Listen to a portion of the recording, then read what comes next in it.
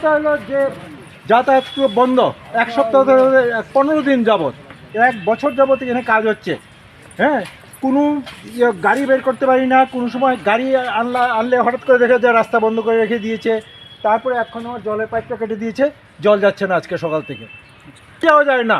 আরে গাড়ি ঘোড়া বাইক যাবে তো দূরের কথা, হেঁটেই তো আমরা যেতে পারছি না। আর ইমার্জেন্সি বন্ধ, হঠাৎ করে কেউ অসুবিধা হলো, ইমার্জেন্সি হলো, কীভাবে যাবে বলুন আপনারা? হ্যাঁ, 15 দিন 20 দিন 1 মাস তা তো না, বছরের উপর গড়াচ্ছে, গাড়ি যাচ্ছে, গাড়ি ফেসে যাচ্ছে।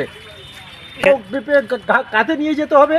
আমরা 82 মাইল 18 মোড়া ভিতরে ইন্টেরিয়রে যেভাবে আমরা রুগী নিয়ে যাই চাংদোলা করে বা কোলে নিয়ে, সেভাবে যেতে হবে।